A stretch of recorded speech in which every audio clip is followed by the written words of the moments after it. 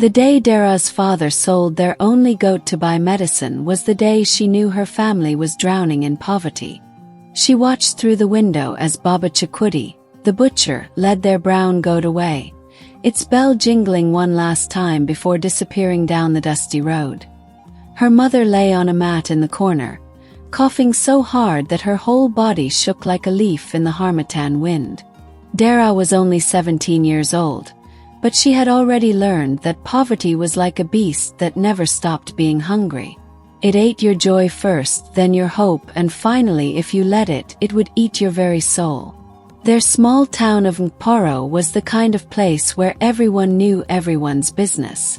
The town had one main road that turned to red mud when it rained, a market that came alive every 4 days, and exactly 3 big houses that belonged to the 3 richest families.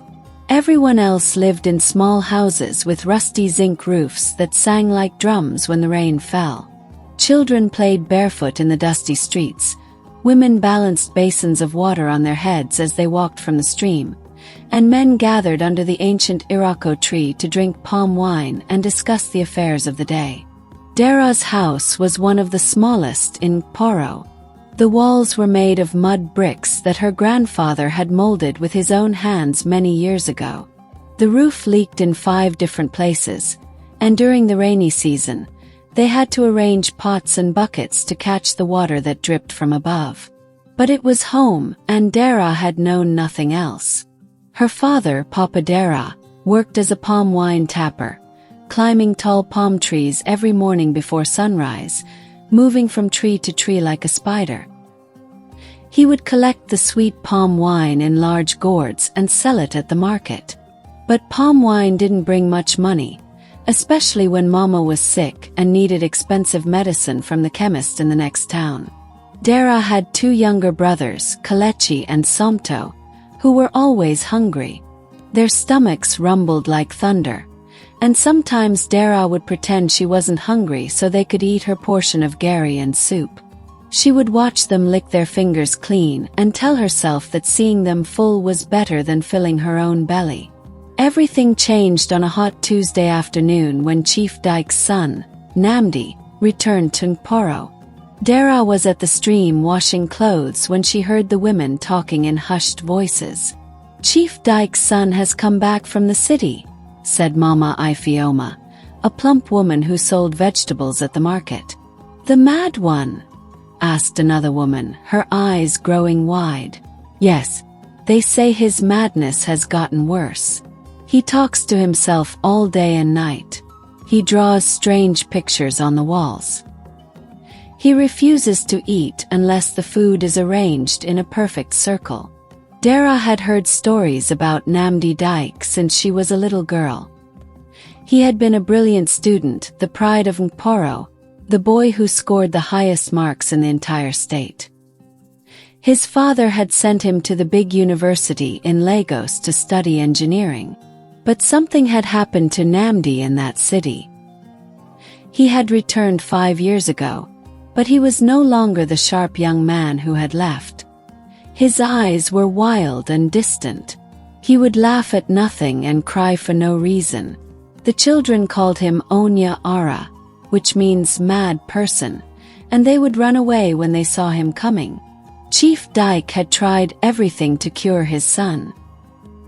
He had taken him to the best hospitals in Lagos and Abuja. He had brought herbalists who performed ceremonies with dancing and drums. He had even paid a pastor to perform a deliverance that lasted 7 days. But nothing worked, and Chief Dike's heart broke a little more each day. 2 weeks later, Dera's mother's coughing became so bad that blood appeared on the cloth she used to cover her mouth. Papa Dera counted their money over and over, but there was never enough. That evening, as Dera pounded yam outside their house, her father's friend, Motsi Uche, came to visit. The 2 men sat under the mango tree, drinking palm wine.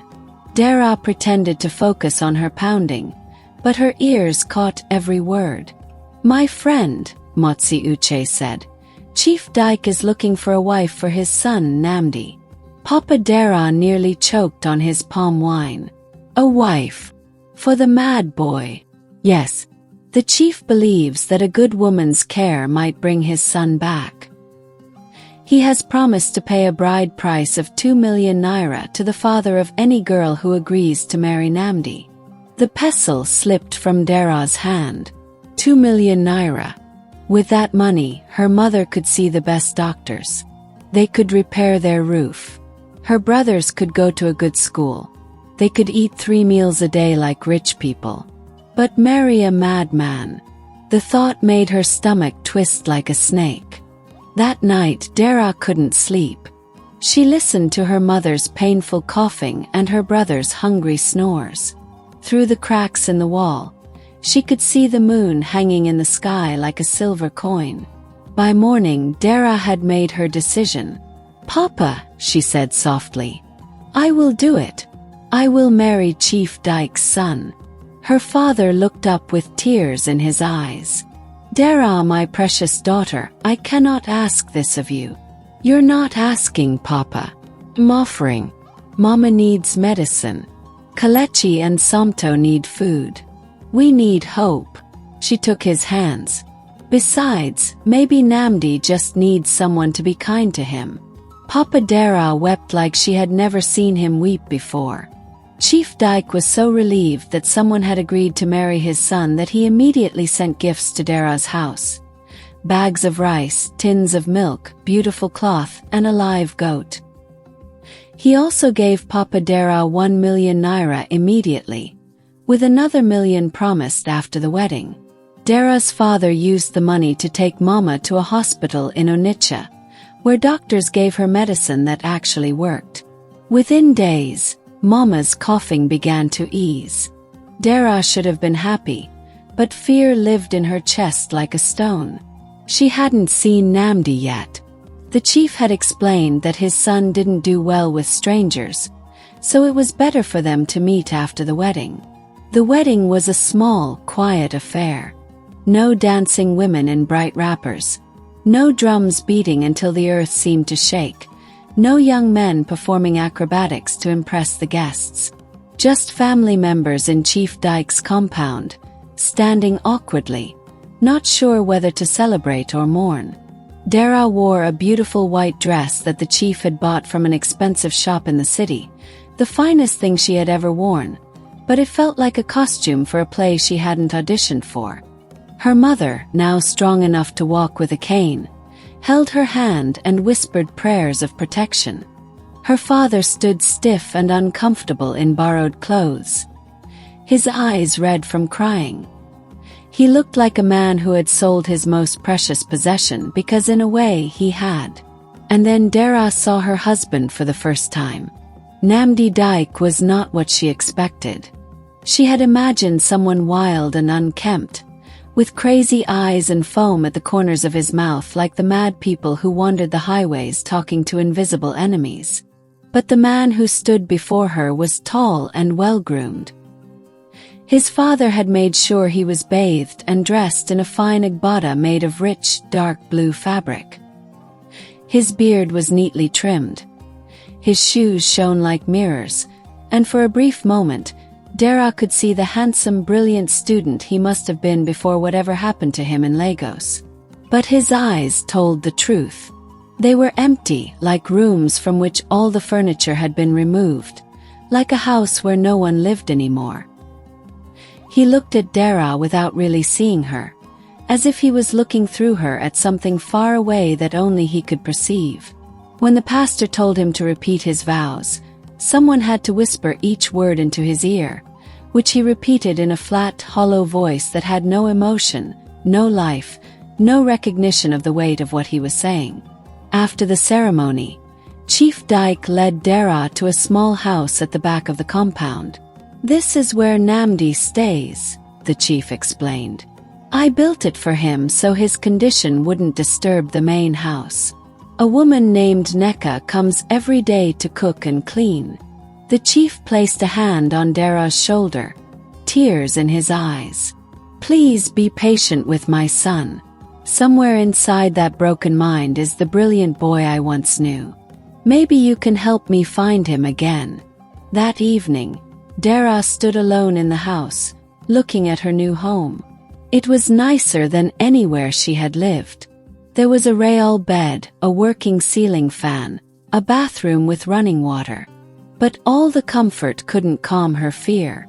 She heard a sound and turned to see Nnamdi in the bedroom doorway. He stared at her, his head tilted like a confused puppy. Then he spoke, and his words chilled her blood. "You're here because of the money," he said, his voice clear and sharp. "They all come for the money. But money can't buy what's been taken. Money can't fill what's been emptied." He laughed too long. "Welcome, wife. Welcome to the house of broken things." He turned and walked into the bedroom, leaving Dera alone, her heart pounding. That night, Dera barely slept on the couch in the living room, too afraid to go into the bedroom where Nnamdi had disappeared. She could hear him moving around in there, the floor creaking under his feet, sometimes talking in a voice too low for her to understand the words. Were they prayers, curses, conversations with people who weren't there? She didn't know, and the not knowing made it worse. Once, she heard him singing a children's song her mother used to sing to her when she was little, but he sang it in a sad, slow way that made it sound like a funeral dirge instead of a lullaby. The moon moved across the sky, and Dera watched it through the window, wondering what she had done, wondering if 2 million naira was worth this fear that squeezed her chest like a fist. The next morning, Nneka arrived and began making breakfast. "Don't worry too much," she said, noticing Dera's exhaustion. "Nnamdi is strange, yes, but not dangerous. I've been caring for him for 3 years. He has good days and bad days." As weeks turned into months, Dera began to understand life with Nnamdi. He would spend hours drawing elaborate patterns on papers. He would arrange objects in precise formations, creating designs that followed rules only he understood. He counted everything obsessively. But slowly, something strange began to happen. Nnamdi started watching Dera with curiosity. When she sang while cleaning, he would stop his muttering and listen. When she cooked, he would stand in the doorway, silent, following her movements. One evening, 4 months after their wedding, Dera was reading by lamplight when Nnamdi sat down across from her. "What are you reading?" he asked. Dera jumped. In all these months, Nnamdi had never initiated conversation. "It's a story about a girl who goes on an adventure," she said carefully. "Read it to me," Nnamdi said. So Dera read to him. And Nnamdi listened, his eyes slowly focusing, like someone waking from a very long sleep. From that night forward, reading became their ritual. Sometimes Nnamdi would ask intelligent questions about the stories. Other times his mind would drift away.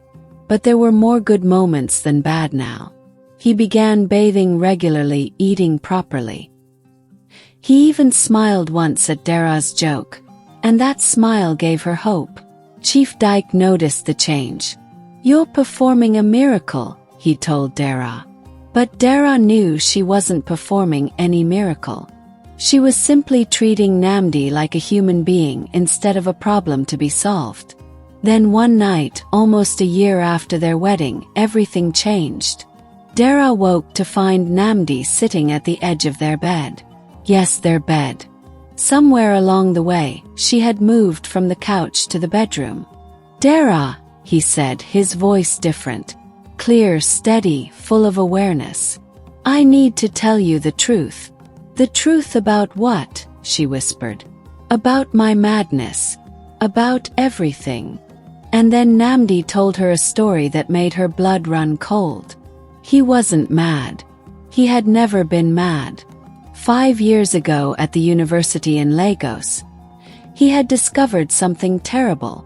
A professor was stealing scholarship money and funneling it to politicians. He was changing grades for bribes, selling examination questions, destroying honest students' futures. Nnamdi had found evidence. Documents, bank statements, recordings. Being young and idealistic, he believed exposing this corruption would make the world better. He was wrong. The professor discovered what Nnamdi knew. Instead of killing him, which would raise questions, the professor did something more clever and cruel. He drugged Nnamdi for weeks, poisoning his food with substances that made him confused and paranoid. They made him appear mad in public, then stopped the drugs and spread rumors that he'd gone mad from studying too hard. By the time Nnamdi returned to Nkporo, everyone believed he was crazy, and the professor's crimes remained hidden. "But I'm not mad," Nnamdi said, gripping Dera's hands. "I've been pretending. The professor has people everywhere. If he knows I'm fine, if he knows I still have the evidence, he'll kill me. He'll kill my family. He'll kill anyone I care about." At first, it wasn't pretending. The drugs damaged my brain. It took almost 2 years to fully recover. By then, the act had become my protection. As long as everyone thinks I'm mad, I'm safe. He looked into Dera's eyes with fragile hope. "But then you came. You who married a madman for money to save your family. You who stayed and treated me like a person. Dera, I think I can trust you. Together we can make this right." Dera felt like the ground had disappeared. Everything she thought she knew was a lie. The madman she'd married for money wasn't mad at all. He was brilliant and brave and trapped. "What do you want me to do?" she asked. What followed were months of careful planning. Nnamdi couldn't suddenly become cured, or it would raise suspicions. They decided to reach out to a journalist in Abuja, someone known for exposing corruption. Dera became their messenger. She visited markets in nearby towns, attended different churches, made contacts, gathered new evidence, slowly building a case that couldn't be ignored. It was dangerous work. Once, a man followed her from the market. Another time, someone broke into their house, clearly searching for something. But they pressed on, driven by the need for justice and by something else they hadn't expected. They had fallen in love. Through the long nights of planning, through the fear and danger, through moments when they held each other and promised to see this through together. Dera loved Nnamdi for his courage and intelligence. Nnamdi loved Dera for her kindness and bravery. Finally, everything was ready. The journalist had all the evidence. The story was written. Multiple news organizations had copies, scheduled to break simultaneously across the country, too big to be suppressed.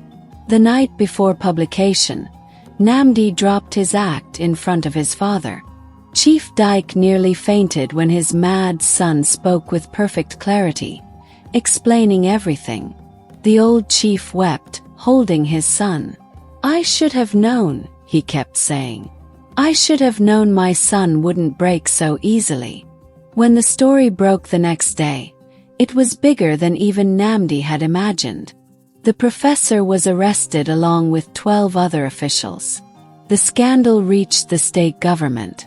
Students across the country protested. The evidence was overwhelming, and even the corrupt system couldn't sweep it under the rug. Nnamdi was celebrated as a hero. News crews came to Nkporo. The university offered to let him complete his degree with full honors. But Nnamdi didn't want fame. He wanted a life with Dera, the girl who had married a madman for money and stayed because of love. They left Nkporo eventually, moving to a quiet city where they could start fresh. Nnamdi finished his degree and became an engineer. Dera went to school too, studying to become a teacher. Chief Dike built a new hospital in Nkporo, where poor families wouldn't have to choose between medicine and food. Years later, when they had children, Dera and Nnamdi would tell them the story of how they met. "Your mother married a madman for money," Nnamdi would say with a smile, "and I pretended to be mad to stay alive. But we found something worth more than money and more precious than safety. We found each other. And their children would listen wide-eyed, knowing that sometimes courage and kindness can turn even the darkest situations into something beautiful. The people of Nkporo still talked about Dera and Nnamdi years after they left. The story became legend, told and retold. But one thing everyone agreed on: sometimes the craziest thing you can do is trust and love when everything else tells you to run away. And sometimes, just sometimes, that crazy choice turns out to be the wisest decision of all.